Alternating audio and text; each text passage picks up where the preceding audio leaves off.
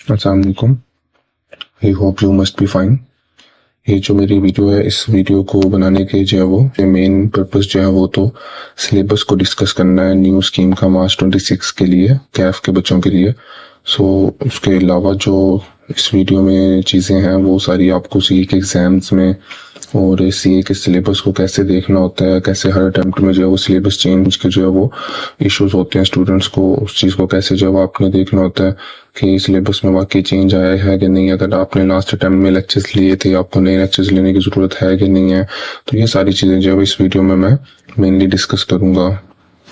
मैं एक कैफ का स्टूडेंट ही हूँ और मेरा अभी ऑडिट का एग्ज़ाम जो रहता है, अभी मैंने MF और R2 जो वो दे दिया था इस अटेम्प्ट में, बट मैं ऑडिट का एग्ज़ाम नहीं दे सका। तो मैं सिलेबस को एनालाइज कर रहा था, तो मैंने सोचा जो वो आपको भी जो है वो शेयर कर दूँ कि किस तरह से आप जो वो सिलेबस को एनालाइज कर सकते हो। अब इसमें एक चीज़ मोस्ट इम्पोर्टेंट कि मैं इसमें जो है वो सिलेबस को एनालाइज करूँगा मार्च 25 और मार्च 26 के सिलेबस को, क्योंकि इसकी रीज़न ये है कि मैंने काफ़ी ज़्यादा पेपर्स अपने जो है वो यूट्यूब से लेक्चर्स लेके ही पास किए हैं, या कुछ बच्चों से उनसे लेक्चर्स लेके किसी भी तरीके से बस मैंने अपने एग्ज़ाम की तैयारी करनी होती है। अब मार्च 25 और मार्च 26 को सिलेबस एनालाइज करने की रीज़न भी ये थी कि मुझे जो यूट्यूब पे मोस्ट लेटेस्ट लेक्चर्स मिले वो मार्च 25 के ही मिले। अगर कोई स्टूडेंट ऐसा है जो कि रिपीट कर रहा है कोई सब्जेक्ट, उसको कुछ टॉपिक्स को रिवाइज करना है, या उसने जो वो पहले कोई सब्जेक्ट पढ़ा है वो दोबारा से चाह रहा है कि मैं सारे लेक्चर्स लूँ, तो वो मार्च 25 के लेक्चर्स तो कम से कम ले सकता है। सिलेबस को एनालाइज करने से पहले सबसे पहले जो एक चीज़ मैं मेंशन करना चाहूँगा कि सबसे पहला जो आपने स्टेप लेना है अपने पेपर्स की तैयारी के लिए, वो तो है यही कि आप जब वो आप कॉलेज में एडमिशन करवाओ, नए लेक्चर्स लो, आप जो है वो कम्प्लीटली कॉलेज के साथ जो है वो टेस्ट सेशन वगैरह दो, सब कुछ जो है वो आपको लेटेस्ट अपडेटेड मिलेगा कॉलेज से। तो कोई भी कॉलेज ऐसा नहीं है जो कि आपको डिस्काउंट प्रोवाइड नहीं करता। हर कॉलेज जब आपको मैक्सिमम डिस्काउंट प्रोवाइड करता है, हर स्टूडेंट को करता है। किसी से कॉलेज वालों की कोई दुश्मनी नहीं है कि नहीं इस बच्चे को हम प्रोवाइड नहीं करेंगे डिस्काउंट। तो कॉलेज सबको ही डिस्काउंट प्रोवाइड करता है, सब स्टूडेंट्स को ही। तो आप जो सबसे पहले तो कॉलेज वालों से जो है वो अप्रोच करो, कॉलेज वालों को, कि कॉलेज आपको जो है वो अच्छा डिस्काउंट दे दे आपकी अफोर्डेबिलिटी के अकॉर्डिंगली। और अगर आपको ऐसा लगता है कि डिस्काउंट मिलने के बाद भी फीस ज़्यादा है जो कि आप पे नहीं कर सकते, तो आप कुछ ना कुछ रेफरेंस वाले लोग जो कि कॉलेजेस के साथ लिंक्ड होते हैं, आप उनके थ्रू जो है वो रिक्वेस्ट कर सकते हो कि मुझे जो है वो आप कॉलेज से कुछ और प्राइस कम करवा के जो लेक्चर्स ले दें लेटेस्ट वाले। अगर उसके बाद भी आपको लगता है कि नहीं अभी भी अफोर्डेबिलिटी नहीं हो पा रही है, कोई ऐसा रेफरेंस नहीं मिल पा रहा, तो फिर आपके पास ये ऑप्शन बचता है कि या तो आप सेल्फ स्टडी कर लो, उससे जो है वो आप स्टडी करो, अदरवाइज जो है वो आप यूट्यूब से लेक्चर्स ले लो, या कुछ लड़के जो कि लेक्चर्स वगैरह प्रोवाइड करते हैं आप उनसे लेक्चर्स लेके तैयारी कर लो। अब लोग कौन लड़के लेक्चर्स प्रोवाइड करते हैं मैं सबको तो नहीं जानता, बट कुछ बच्चे जिनसे मैं जो है वो लेता रहा हूँ लेक्चर्स, तो मैं उनके कॉन्टेक्ट आपको शेयर कर दूंगा वीडियो के एंड पे। सिलेबस को स्टार्ट करने से पहले मैं बहुत ज़रूरी बात जो है वो सबसे शेयर करना चाहूँगा कि ये बात जो है मुझे पैक के प्रिंसिपल जो गार्डन टाउन के हैं सर सलाहुद्दीन, उन्होंने मुझे ये बात समझाई थी। लाइक पूरी क्लास में ही उन्होंने एक बात कही थी कि आप जब भी सीए का एग्ज़ाम देने जाते हो तो अक्सर जो वो क्या होता है कि 20 नंबर का, 25 नंबर का, 15 नंबर का पेपर ऐसा आ जाता है, अनएक्सपेक्टेड आ जाता है कि आपको बिल्कुल भी उसका आइडिया नहीं होता, या आप वो वाला टॉपिक छोड़ गए होते हो, आप उसको प्रिपेयर नहीं कर सकते अच्छे कर सके होगे अच्छे से, या कोई भी रीज़न होगी जिसकी वजह से आपको 20 मार्क्स का लेट्स सपोज पेपर नहीं आता।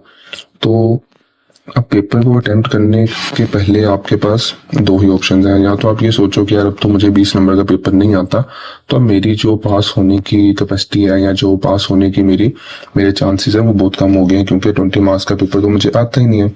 अदरवाइज दूसरी चीज़ ये भी आप सोच सकते हो कि यार देखो अब आपको जो पहले 3.25 घंटे में या 3 घंटे में 100 मार्क्स का पेपर अटेम्प्ट करना था, तो आपकी एफिशिएंसी लेवल लेट्स सपोज 50 होगी। क्या 50% जो है वो 60% पेपर हर क्वेश्चन को अच्छे से ठीक से जो है सोल्व कर सकोगे। बट अब आपको 3 घंटे में या 3.25 घंटे में 100 नंबर का नहीं 80 मार्क्स का पेपर जो है वो अटेम्प्ट करना है। सो अब आपकी जो एफिशिएंसी है ना हर क्वेश्चन को करने की, क्योंकि आप हर क्वेश्चन को करने के लिए आपके पास टाइम भी ज़्यादा है, सोचने का आपका जो एलिमेंट है वो भी ज़्यादा होगा, आपको ज़्यादा टाइम मिलेगा सोचने का, चीज़ों को सोल्व करने का। आप इजीली जो है वो विदाउट एनी प्रेशर हर क्वेश्चन को सोल्व कर लोगे, तो आपकी एफिशिएंसी लेवल ऑटोमेटिकली 50 to 60 से 70 to 80% पे चला जाएगा। तो आपके पास इक्वल चांस है पेपर को पास करने का, या तो आपको 100 मार्क्स का पेपर आता हो तब भी, आपको 80 मार्क्स का पेपर आता हो तब भी। एंड इस चीज़ में मुझे जो है वो अपने एग्जाम्स में बहुत ज़्यादा बेनिफिट दिया। मेरी कुछ तैयारी करने के तरीके ऐसे थे कि लाइक मैं कभी भी 100% सिलेबस तैयार कर नहीं पाता था। सो मैंने एक दो टॉपिक्स तो ऑप्शनल वैसे खुद ही छोड़े होते थे इस चीज़ पे कि लाइक 100 मार्क्स का पेपर सीए के एग्जाम में करना, सारा का सारा पेपर करके आना, तो मेरा नहीं ख्याल कि कभी मतलब इतना आसान हुआ होगा किसी भी स्टूडेंट के लिए। तो मेरा ये माइंडसेट तो कभी रहा ही नहीं कि मैंने 100 मार्क्स का पेपर जो है वो करके आना है अटेम्प्ट। सो मैं इतना मार्जिन अपना पहले से ही निकाल के जाता हूँ पेपर में कि कोई 15-20 नंबर का पेपर मुझे नहीं भी आता होगा ना तो मैं इजीली अपना पेपर पास कर लूंगा। सो उसकी वजह से मैं फिर अपनी तैयारी भी थोड़ी सी कम कर देता हूँ। मैंने जो 70-80% तैयारी की होती है वो मैं ज़्यादा अच्छे से तैयारी कर लेता हूँ। तो मुझे याद है कि लाइक मैंने अभी कुछ पेपर ऐसे भी दिए थे जिसमें 63-62 मार्क्स का पेपर किया, 3 to 4 एमसीक्यूज में मार्क्स कट हो गए, बट स्टिल मेरा पेपर पास हो गया। और सीएमए का मुझे याद है कि सीएमए का जब मैंने पेपर दिया था तो मुझे डिसीजन मेकिंग सीवीपी बिल्कुल नहीं आता था, मैंने लेक्चर तक नहीं लिए थे उनके। सो उसमें भी ये है कि मैंने जब पेपर में गया तो 30 मार्क्स का तो पेपर इनमें से आया था, उस 30 मार्क्स का पेपर में से मुझे एक लफ्ज भी नहीं आता था। सो स्टिल मैंने जो है वो वाला पेपर पास कर लिया। और जब मैंने सोल्यूशन देखा घर आके तो मेरे 6 में से 5 क्वेश्चन 100% ठीक थे और एक क्वेश्चन 90%, और यही 6 सवाल थे जो मैं करके आया था। सो ऑलमोस्ट 65 मार्क्स का पेपर किया था मैंने, और उसमें से भी तकरीबन 58-59 मार्क्स तो मेरे इजीली बन रहे थे। तो लाइक कहने की ये सारी बातें समझाने का, ये सारी बातें बताने का मकसद ये है कि कभी भी जो है वो पेपर में अगर आपकी तैयारी 100% नहीं आई, आप 100% पेपर करके नहीं आते हैं, आपको 100% पेपर नहीं आता, तो आपने जो है वो इस चीज़ से जो है वो डीमोटिवेट नहीं होना कि अब मुझे पेपर कम आता है। आपने बल्कि इससे ज़्यादा अच्छे से जो है वो मोटिवेट होना है और अपने आप को जो है वो ज़्यादा रिलैक्स करना है और अपने आप को ज़्यादा मोटिवेट करना है इस चीज़ के वाले से कि अब मैंने 3 घंटे में 80 नंबर का पेपर करना है, जो वो 85-75 जितने का भी आपको आता है, तो वो आप ज़्यादा अच्छे से पेपर अटेम्प्ट करोगे। सो इस सारी चीज़ को बताने का पर्पस यही था कि लाइक आपको जब मैं सिलेबस दिखाऊंगा कि कैसे एनालाइज करना है, तो उसमें 85-90-95% तक सिलेबस सारा सेम होगा, बट 5% और मैक्सिमम 10% तक सिलेबस चेंज होगा या कुछ नया एडिशन होगा, तो उसको कैसे टैकल करना है, उसके लिए आपके पास जो वो क्या सोल्यूशन होना चाहिए कि उसके लिए उसको तैयारी उसकी कैसे करें, बजाय इसके कि आप कहोगे यार ये 5% 10% सिलेबस चेंज है, मुझे तो जो वो नए लेक्चर्स ही लेने पड़ेंगे। तो अगर आप अफोर्ड नहीं कर सकते नए लेक्चर्स, तो आपके पास सिर्फ एक सोल्यूशन आपको निकाल के देना कि आप जो है कैसे अपने जो है वो लेक्चर्स लेके अपनी तैयारी करके पेपर पास कर सकते हो मार्च 26 के। और उसके अलावा हाँ जो नंबर था वो मैं आपको मेंशन कर दूंगा कि कहाँ से आप जो है वो लेक्चर्स ले सकते हो पुराने वाले, अगर आपको यूट्यूब से लेक्चर्स नहीं मिलते तो अगेन मैं वही आपको बात कहूँगा कि ये लीस्ट ऑप्शन है आपके पास। सबसे पहले आप कॉलेज वालों को अप्रोच करके नए लेक्चर्स जो है उनसे रिक्वेस्ट करो, आपको डिस्काउंटेड प्राइस पे मिल जाए। अदरवाइज देन उसके बाद किसी स्टूडेंट, किसी दोस्त, किसी भी रेफरेंस से आप जो है वो कॉलेज को अप्रोच कर सकते हो कि आपको जो है वो डिस्काउंट पे लेक्चर्स मिल जाए। फिर देन यूट्यूब के ऊपर आप जो है वो सर्च करो, आपको यूट्यूब से जो है वो लेक्चर्स मिल जाए, वो भी वेल एंड गुड है, वेरी बेस्ट है। अगर यहाँ सारी चीज़ों से के बाद अगर आपके पास कोई और ऑप्शन नहीं बचता तो या तो सेल्फ स्टडी कर सकते हो या आप जो है वो मार्च 25 अटेम्प्ट के लेक्चर जो है वो लेके वहाँ से तैयारी कर सकते हो। अच्छा, थ्योरी के सब्जेक्ट के लिए सबसे पहले स्पेसिफिक एक चीज़ तो ये मैं कहूँगा कि देखो उसके लिए हमेशा हमेशा हमेशा बुक आप नहीं यूज़ किया करो। जब भी आप कोई भी सब्जेक्ट जो वो थ्योरी का देने लगो, उसका फ़ायदा ये होता है कि अगर कोई चीज़ थ्योरी के सब्जेक्ट में ऐड हुई है, कोई चीज़ डिलीट हुई है, तो आपको नई बुक के अंदर जो है वो अपडेटेड बुक के अंदर सारा कुछ वही मिल रहा होता है जो कि ऐड या डिलीट हो चुका है, उसके बाद ही आपको बुक मिलती है। अब आप अगर लेक्चर्स पुराने ले भी रहे हो, लेट्स सपोज बी लॉ का, जैसे अभी मैं सिलेबस रिव्यू कर रहा था तो उसमें ये कि बी लॉ में से कुछ चीज़ें निकल गई हैं या सी लॉ में से कुछ चीज़ें निकल गई हैं, ये माइट भी पता ना लगे कि कैसे जो कौन कौन से लेक्चर्स मैंने नहीं लेने, अब कौन कौन सी चीज़ें निकल गई हैं। तो आप क्या करते हो कि आप लेक्चर्स अगर ले भी लेते हो ना उस टॉपिक के, तो आप जब बुक में से उस टॉपिक को पढ़ने लगोगे तो आपको बुक में उतना ही मटीरियल मिलेगा जितना कि अब नए सिलेबस के अकॉर्डिंग लिया है। तो आपको एक्स्ट्रा कुछ याद नहीं करना पड़ेगा या एक्स्ट्रा आपको कुछ है वो उसमें प्रैक्टिस नहीं करनी पड़ेगी, तो आपका टाइम जो है इसमें बच जाएगा। सो आप हमेशा हमेशा हमेशा नई बुक जरूर यूज करना। नई बुक आपको जो है वो कंप्लीट एक मतलब पूरा पूरा पैकेज समझ लो दे देती है इस चीज के हवाले से कि लाइक कुछ भी ऐसा उसमें फिर नहीं होगा जो आप पेपर में मिस करके जाओ। आप कुछ ना कुछ सेल्फ स्टडी पे या कुछ चीजें जो खुद से एनालाइज करके तो नई बुक से अपनी 100% तैयारी पे जा सकते हो। लाइक अगर 95% लेक्चर्स भी आपने ले लिए हैं, कोई दफा ऐसा होता है कि लाइक आप 100% लेक्चर नहीं ले पाते, तो तब आप क्या करते हो, लाइक अपने कुछ एक दो लेक्चर छोड़ के एक दो टॉपिक्स के आप उसको कम से कम सेल्फ स्टडी पे तो जरूर तैयार करते हो ना। हर एक टॉपिक का ना एक टेस्टिंग लेवल होता है कि वो टॉपिक जो है वो कितना जो है वो डीपली टेस्ट होगा, या ये कह लेंगे कितना उसमें से बड़ा सवाल आ सकता है।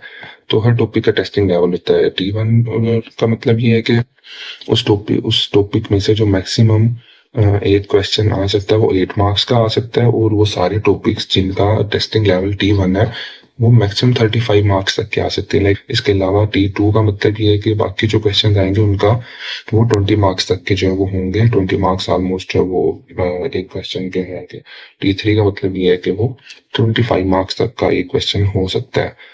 अब इसमें मोस्ट इंपॉर्टेंट चीज जो नोट करने वाली है वो ये है कि any new topic included in the syllabus will be tested in the first attempt at level 1 irrespective of the testing level mentioned in the syllabus. कि जो भी टॉपिक पहली दफा किसी भी सिलेबस के अंदर किसी भी सब्जेक्ट में ऐड होगा कोई भी टॉपिक, तो वो हमेशा टेस्टिंग लेवल 1 पे ही टेस्ट किया जाएगा। देन उसका बेशक टेस्टिंग लेवल 2 है या टेस्टिंग लेवल 3 है, वो आपको जब पहली दफा किसी सब्जेक्ट के अंदर जब वो टेस्ट होगा तो वो आपको लेवल 1 पे ही टेस्ट होगा।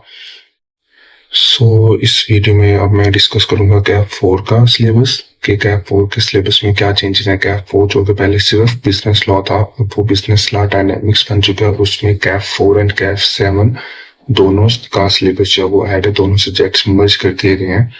तो कैप 4 जो नया वाला है उसका मतलब है B law and C law. अब इसमें मैं आपको कैप 4 कैप 7 दोनों का जो सिलेबस था मार्च 25 के लिए वो सिलेबस एनालाइज करके बताऊंगा कि मार्च 26 के लिए जो है वो उस सिलेबस में कितने चेंजेस हैं।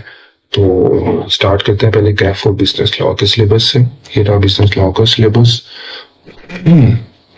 तो ये यहाँ से लेके सारा कॉपी पेस्ट सेम है, ये भी सेम है, ये भी सेम, ये भी सेम, यहाँ तक तो सारा सेम है। कंटीजेंट कॉन्टेक्स्ट तक ये यहाँ तक सारा सेम हो गया। उसके बाद हाँ टेस्टिंग लेवल थोड़ा सा डिफरेंट हो गया। ये पहले T2 पे था टेस्टिंग लेवल इसका, बट अब ये T1 पे चला गया। लाइक थोड़ी सी चीजें आसान कर दी गई हैं अब। देन उसके बाद ये यहाँ तक performance of contracts, period of contracts, use of contract, ये भी सारा सेम ही है। अदर बिजनेस लॉज में आ जाते हैं अब। ये पार्टनरशिप है, third parties cheque, okay, exchange and cheque. तो यहाँ से ये चीज पार्टनरशिप तक। ये वाला पॉइंट भी सेम है, देन ये पॉइंट भी सेम है, और ये भी सेम है। इसके बाद आ जाती है हमारे पास ये आर्बिट्रेशन वाली। हाँ यहाँ पे थोड़ा सा डिफरेंस क्या नजर आ रहा है। एक्सप्लेन, यहाँ पे था explain basic concepts in laws related to anti money laundering, data protection, electronic fund transfer, competition act and arbitration. ये सारा एक मेजर चीज थी। इसका टेस्टिंग लेवल T3 था। अब यहाँ पे उन्होंने क्या करती है, इसको explain basic concepts in laws related to anti money laundering and arbitration. इसमें आपको सिर्फ दो चीजें टेस्ट यहाँ पे होंगी, एंटी मनी लॉन्ड्रिंग और आर्बिट्रेशन एक्ट आई थिंक ही है। बाकी चीजें इसमें से निकल गई हैं। ये data protection, electronic funds transfer, competition act, ये निकल गया। और ऐसे explain provision relating to crossing of the cheque, ये भी यहाँ पे नहीं है। इट मींस ये भी अब सिलेबस का पार्ट नहीं होगा। ये तो था हमारे पास बिजनेस लॉ का सिलेबस। देन उसके बाद यहाँ से भी एक दफा इसको गो थ्रू कर लेते हैं। हमारे पास सेक्शंस आ रहे हैं 1 to 3, 3 to 9, 10 to 30C, 31 to 36। ये यहाँ से यहाँ तक सारा यही है सारे। 37 to 67, 72, 73 to 75, 182, 189, ये भी सारे सेम है। अदर में से हमारे पास 1 to 8, 9 to 7, ये भी सेम है। 1 to 8, 9 to 17 सेम है, बट सेक्शन 18 to 30 ये पहले था 18 to 30 ये सारे, अब इसमें यहाँ पे आ रहे हैं 18 to 27 एंड 30, इट मीन्स 28, 29 ये दोनों सेक्शन अब इसमें नहीं है। तो जो मुझे इसकी अंडरस्टैंडिंग मिल रही है और यही थोड़ा सा ऊपर जो पार्टनरशिप एक्ट में बल्कि एक दो चीजें मिस थी वो आप निकाल देगी सिलेबस में से। तो इस वजह से इसकी एक दो सेक्शंस भी कम हो गए हैं, वो ज्यादा नहीं होंगे, ये एक दो लाइनें एक दो पैराग्राफ होंगे मैक्सिमम। देन उसके बाद नेगोशिएबल इंस्ट्रूमेंट में पहले 1 to 15 सारे थे, अब इसमें है 1 to 9, 13 एंड 14, इट मीन्स यहाँ पे भी थोड़े से सेक्शंस कम हो गए हैं। और फिर उसके बाद ये सेक्शन 122A to 121C थे, ये भी अब नहीं है यहाँ पे। उसके बाद हाँ ये चीज एंटी मनी लॉन्ड्रिंग के लिए हमारे पास ये चीज थी, ये सिर्फ 3 and 4 ये अभी भी है। और ये जो पेमेंट सिस्टम है इलेक्ट्रॉनिक फंड था, ये चीज ये सारा अब ये सब कुछ नए सिलेबस में नहीं है। तो ये आर्बिट्रेशन एक्ट के ये सारे सेक्शन अभी भी हैं 283, 25, 13 एंड 21। सो मेन चीजें निकल गई, ये चीजें हैं। अब सबसे मेन चीज एक और है जो कि उसको बाद में डिस्कस करते हैं। अब आगे जाते हैं अब कंपनी, ये तो हमारे पास था बिजनेस लॉ का सिलेबस, का जो बिजनेस लॉ का सिलेबस अभी टेस्ट होगा वो सारा का सारा ऑलमोस्ट सेम है, कुछ चीजें कम ही हुई हैं, ज्यादा तो नहीं हुई। सो इट्स ओके, अगर आप जो है वो यूट्यूब से लेक्चर्स लेके इसको तैयार करना चाहो तो आप इजीली तैयार कर सकते हो। तो बाकी हमारे पास अब आते हैं बाकी कंपनी लॉ का सिलेबस।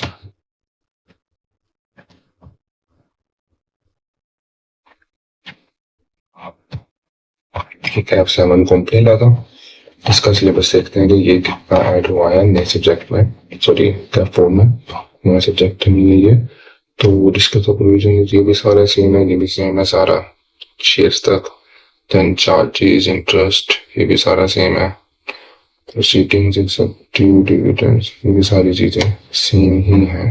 तो ये सारा कंपनी लॉ का सिलेबस सेम ही है, कुछ भी चेंजेस नहीं है। हाँ ये जो बाइंडिंग अप है, बाइंडिंग अप जो वो भी नए सिलेबस में से निकाल दिया गया। सो बाइंडिंग अप का यहाँ पे कुछ भी नहीं है ऐड। नीचे से भी देख लेते हैं इसको, ये सेक्शन से सारे कंपनी लॉ के, तो ये आई गेस ये एक एक करके देखने पड़ेंगे। बट इसमें एक चीज है कि जो बाइंडिंग अप के सेक्शन होंगे वो आई थिंक निकाल दिए गए होंगे, वो कौन से सेक्शन थे उसका तो मुझे आइडिया नहीं है, कि आप एक दफा देख सकते हो यहाँ से भी क्लोजेस कौन कौन से हैं। 4, 5, 8, 9, 10 ये सारे हैं, 46 और ये, तो ये भी ऑलमोस्ट यहाँ पे ये सारे ही आ रहे हैं। उसके बाद ये जो ऊपर यहाँ पे थे 4, 7, 9 ये जो सेक्शन थे उसको नेक्स्ट लाइन में ले गया वो। और फिर 52 to ये थे, ये यहाँ पे आ गए। फिर 100 ये थे, और ये सारे हमारे पास यहाँ तक ये आ गई इधर। और 31 to 168 थे पहले, और 131 to 152 है, 153 से 168 ये कुछ सेम ही है। 170 से 185 तक, 186 से 196, तो ये भी ऑलमोस्ट सारे सेम आ रहे हैं। फिर 220 से 237 तक थे, 242 मतलब सेम ही है सारे, बस उसमें वो लाइन्स को ने इसको ब्रेक करती है अलग अलग। ये माइट भी बाइंडिंग अप के सेक्शंस हों इसलिए यहाँ पे अब नहीं आ रहे। कंपनी डिस्ट्रीब्यूशन में भी ये सारी चीजें आ रही हैं, ये भी रेगुलेशन और सिक्योरिटीज एक्ट ये चीजें भी माइट भी निकल गई हैं सिलेबस, इसलिए नहीं आ रहे। माइट भी बाइंडिंग अप के ही ये मैंने तो कहा काफी दिन पहले पढ़ा था सीलो, तो बाइंडिंग अप के ही ये माइट प्रोसीजर ये सारे सेक्शंस। तो बाइंडिंग अप का जो है वो टॉपिक सब निकल गया है इसमें से सीलो में से, बाकी सारी चीजें यहाँ पे वैसे ही हैं।